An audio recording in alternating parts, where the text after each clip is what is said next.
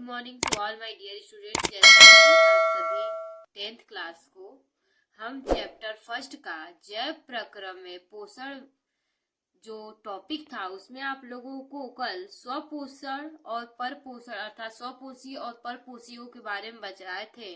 आज उसी के अंतर्गत आपको हम पाचन तंत्र के बारे में स्टडी कराएंगे, जैसे कि पाचन तंत्र की परिभाषा, फ्लो चार्ट, नामांकित चित्र और उसके अंदर भी मनुष्यों में आहार नाल में आप लोग को स्टडी करना है मुख, जीभ, दांत इत्यादि ये सभी चीजें हैं।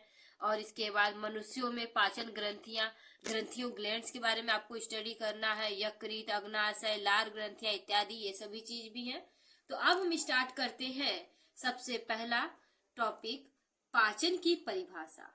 देखिए, जटिल पदार्थ का सरल पदार्थों में परिवर्तन ही पाचन कहलाता है। जो भी जटिल पदार्थ हम खाते हैं उसका एब्जॉर्प्शन होने के बाद हमारे बॉडी में उसका क्या होता है, टूटता है। वो टूटने के बाद जो बनता है उसे क्या कहते हैं, सरल पदार्थ, और वही क्या कहलाता है, पाचन कहलाता है। ठीक है, अब आगे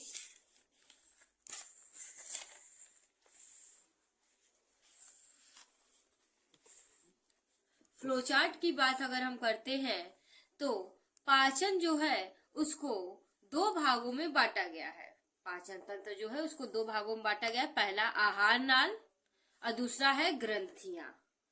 तो आहार नाल जो है उसको बताए तो वो 32 फीट लंबा होता है।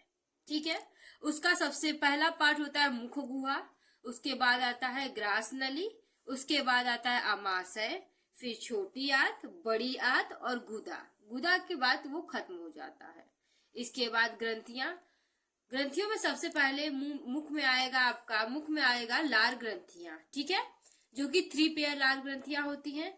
उसके बाद अगर हम बात करें तो आएगा लीवर, पित्ताशय, फिर अग्नाशय, फिर आंत्र ग्रंथियां।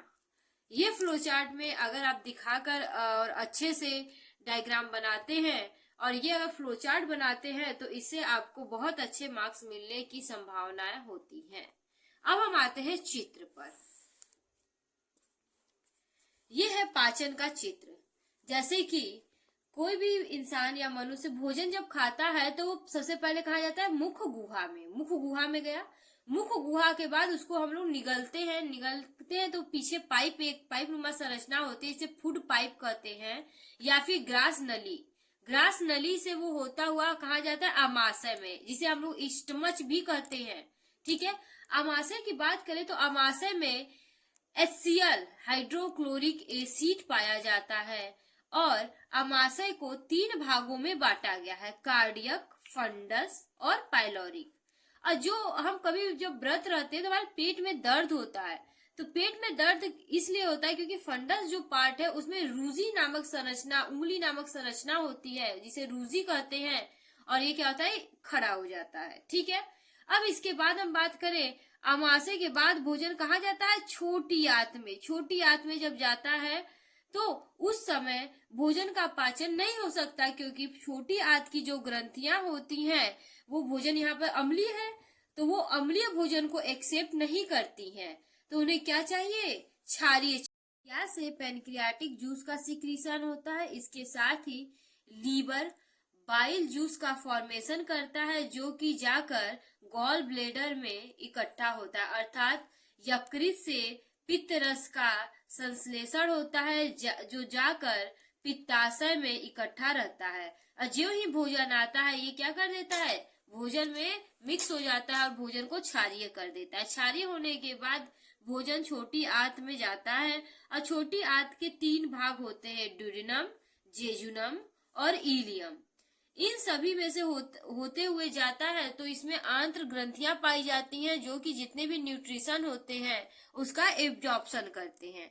जो ही ये खत्म होती है छोटी आंत, उसी जगह से बड़ी आंत का शुरुआत होता है। बड़ी आंत के शुरुआत वाला जो पार्ट होता है इसे सिकम बोलते हैं। ठीक है, और वो उसी के नोक पे अपेंडिक्स पाया जाता है, जो कि पुराने समय में बहुत समय पहले जब ऐसा होता था कि बिना पका हुआ भोजन मनुष्य करते थे तो इसमें से कुछ ऐसे तत्व निकलते थे जो कि उसे पूर्ण रूप से पचाते थे। तो अभी तो पचा हुआ भोजन मतलब हम लोग पकाया हुआ भोजन कर रहे हैं, और पकाया हुआ भोजन जब कर रहे हैं तो इसकी कोई जरूरत नहीं है। इसीलिए अपेंडिसाइटिस नामक ऑपरेशन करके अपेंडिक्स को निकाल दिया जाता है, कट कर दिया जाता है, जिससे कोई बॉडी में इफेक्ट नहीं आता है। अब हम बात करते हैं सीकम की। तो सबसे पहला पार्ट सीकम होता है, उसके बाद दूसरा पार्ट कोलन होता है, उसके बाद लास्ट पार्ट जो होता है रेक्टम होता है। जो कोलन होता है उसके 3 पार्ट्स होते हैं, ठीक है। पहला जो पार्ट आता है उसे कहते हैं असेंडिंग कोलन, फिर दूसरा जो पार्ट आता है उसे ट्रांसवर्स कोलन कहते हैं, इसके बाद जो तीसरा पार्ट आता है उसे डिसेंडिंग कोलन कहते हैं। इसके बाद रेक्टम में अपशिष्ट पदार्थ आकर इकट्ठा होता है और एनस के थ्रू वो समय समय पर बाहर शरीर के निकाल दिया जाता है। इसके बाद मनुष्य में आहार नाल, ये टॉपिक हम स्टडी करेंगे। देखिए, मनुष्य में आहार नाल के बारे में अब हम पढ़ेंगे।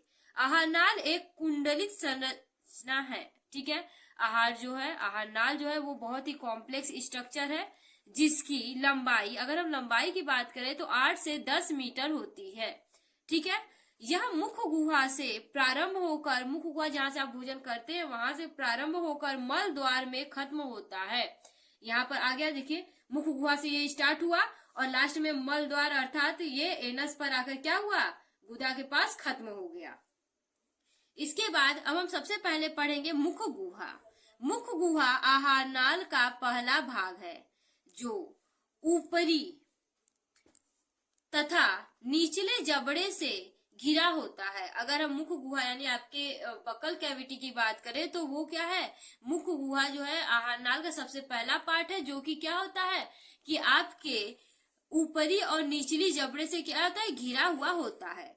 अब मुख गुहा के अंदर अनेक, मुख गुहा के बंद करने के लिए 2 मांसल ओठ होते हैं। मुख गुहा बंद करने के लिए आपके पास 2 लिप होते हैं, ठीक है। उसके बाद मुख गुहा में जीभ तथा दांत 2 होते हैं। मुख गुहा में आप देखेंगे तो खाने को खाने के लिए क्या होता है, दांत होते हैं, कूचने के लिए, चबाने के लिए, और जीभ क्या करता है, स्लेवरी ग्लैंड सिक्रीट होती है तो उसको मिलाने का कार्य करता है। इसके बाद अब हम जीभ पढ़ेंगे। जीभ मुख गुहा के अंदर स्थित एक मांसल रचना है। मुख गुहा के अंदर एक मांसल रचना है जो कि जीभ है, ठीक है, जिसका अगला सिरा स्वतंत्र तथा पिछला सिरा फर्श से जुड़ा होता है। देखिए, जीभ का अगला सिरा स्वतंत्र होता है, जिससे आपको बोलने में या फिर खाने को मिलाने में क्या होता है, आसानी होती है, और जो पिछला सिरा होता है वो हायड नाम के एक हड्डी होती है, उससे क्या होता है, जुड़ा हुआ होता है। जीभ के ऊपरी सतह पर कई छोटे छोटे अंकुर पाए जाते हैं। जीभ के ऊपर बहुत सारे टेस्ट बड पाए जाते हैं, जिससे आप क्या करते हैं, स्वाद ले सकते हैं। जिन्हें स्वाद कलिका भी कहते हैं। देखिए, इसे टेस्ट बड कहते हैं, अभी हम आपको बताएं, जिन्हें क्या कहते हैं, स्वाद कलिका भी कहते हैं। इन्हीं स्वाद कलिकाओं के द्वारा हमें विभिन्न स्वाद, मीठे, खट्टे, तीखे, कड़वे आदि का ज्ञान होता है। अगर जीभ में टेस्ट बड न हो, चाहे स्वाद कलिका न हो, तो हम किसी भी स्वाद को नहीं समझ सकते हैं। जीभ भोजन को निगलने में सहायक होता है। भोजन को हम जब निगलते हैं तो क्या होता है, उसमें जीभ का बहुत अच्छा भूमिका होता है। अगर जीभ ना हो तो भोजन को निगलने में बहुत कठिनाई होगी। अब हम इसके बाद पढ़ेंगे दांत। मुख गुहा के ऊपरी तथा निचले जबड़े पर दांत व्यवस्थित होते हैं। मुख गुहा के 2 जबड़े, एक ऊपरी जबड़ा, एक निचली जबड़ा पाया जाता है, जिसमें क्या दांत स्थित होते हैं। प्रत्येक दांत जबड़े के मसूड़े से जुड़े होते हैं। हर एक दांत आपके मसूड़े से फिक्स होता है। दांत का वह भाग जो मसूड़े में धंसा होता है जड़, तथा वह भाग जो मसूड़े के ऊपर होता है उसे क्या कहते हैं, शिखर कहते हैं, ठीक है। मसूड़े के अंदर जो धंसा हुआ पार्ट होता है उसे क्या कहते हैं, जड़ अर्थात रूट कहते हैं, और मसूड़े के ऊपर जो आप देख पाते हैं दांत को, उसे शिखर या फिर क्राउन कहते हैं। इसके आगे, मनुष्य में दांतों की मुख्य विशेषताएं निम्नलिखित है। मनुष्य में दांत कई प्रकार के, उसकी विशेषताएं अब हम आगे पढ़ेंगे। पहला है गर्त दंती। दूसरा है विषम दंती और तीसरा है द्विवार दंती। अब हम पढ़ेंगे गर्त दंती। गर्त दंती का अर्थ होता है ये दांत हड्डियों के खांच में धसे होते हैं, अर्थात जो गर्त दंती दांत होते हैं वो एक हड्डी होता है, दांत एक हड्डी ही है और वो जाकर दूसरे हड्डी से क्या होता है, फिक्स होता है। ठीक है। विषम दंती, मनुष्य के एक जबड़े में विषम प्रकार के दांत पाए जाते हैं, जैसे कृंतक, रदनक, अग्रचौर्णक और चौर्णक। हर एक मनुष्य के शरीर में या मुख में अगर हम कह ले तो ये चारों प्रकार के दांत स्थित होते हैं। अब देखिए द्विवार दंती। द्विवार दंती का अर्थ है, देखिए अग्र चौर्णक के अतिरिक्त मानव के सभी दांत जीवन काल में 2 बार आते हैं, इसी को क्या कहते हैं, द्विवार दंती। यानी एक बार टूटकर दोबारा आना क्या कहलाता है, द्विवार दंती। अब इसके आगे हम पढ़ेंगे मनुष्यों में मुख्यतः 4 प्रकार के दांत पाए जाते हैं। अब चारों दांत ये जो 4 आपको पढ़ाए हैं, कृंतक, रदनक, अग्रचौर्णक और चौर्णक। ठीक है। अब हम कृंतक के बारे में पढ़ेंगे। ये आगे की ओर के दांत होते हैं, आगे की ओर सबसे जो दांत होते हैं उन्हें क्या कहते हैं, कृंतक कहते हैं। ये चपटे धारदार दांत होते हैं। इसका उपयोग भोजन को कुतरने तथा काटने में होता है। ये ऊपर तथा नीचे की संख्या में 4 होते हैं। सबसे आगे वाले दांत जो होते हैं उसे हम कहते हैं कृंतक और इसकी संख्या क्या होती है, 4 होती है, 4 ऊपर और 4 नीचे। इसके बाद अब पढ़ेंगे रदनक। रदनक के बारे में, ये दांत कृंतक से सटे हुए हैं जिनका उपयोग भोजन को चीरने फाड़ने में होता है। ठीक है। इसका प्रयोग चीरने फाड़ने में किया जाता है। रदनक जो दांत होता है वो किसी चीज को चीरने फाड़ने में सहायक होता है। जैसे कि आप अगर देखें ये तो कुत्तों में कुत्ता हो गया, शेर हो गया, वो लोगों में रदनक बड़ा होता है क्योंकि वो लोग को मांसल चीज चीरना फाड़ना हर समय पड़ता है। ऊपरी तथा निचले जबड़े में 2 रदनक पाए जाते हैं। ऊपर और नीचे की जबड़े में अगर हम देखें तो 2 रदनक पाए जाते हैं, उपस्थित होते हैं। अब इसके बाद हम अग्रचौर्णक पढ़ेंगे। इसका काम भोजन को चबाना तथा पीसने में होता है। इसकी संख्या ऊपरी तथा निचली जबड़े में 4 होती है। अगर अग्रचौर्णक की बात करें तो इसकी संख्या 4 होती है, 4 ऊपर और 4 नीचे होते हैं। चौर्णक, ये दांत भी भोजन को पीसने में सहायक होते हैं। जैसे अग्रचौर्णक पीसने और काटने का या चबाने का कार्य करता है, उसी तरह चौर्णक भी क्या करता है, इस दांत की तरह अग्रचौर्णक की तरह पीसने का कार्य करता है। इसकी संख्या ऊपरी तथा निचले जबड़े में 6 होती है। अगर हम चौर्णक की बात करें तो इसकी संख्या 6 और 6 होती है ऊपरी और निचली चौर्णक में। ठीक है। इसके बाद अब हम एक नोट आपको बता रहे हैं। वयस्क व्यक्ति के शरीर में, देखिए वयस्क व्यक्ति जो होते हैं उनके शरीर में दांतों की संख्या 32 होती है। दांतों की संख्या कितनी होती है, 32 होती है। अब हम लोग दंत सूत्र पढ़ेंगे।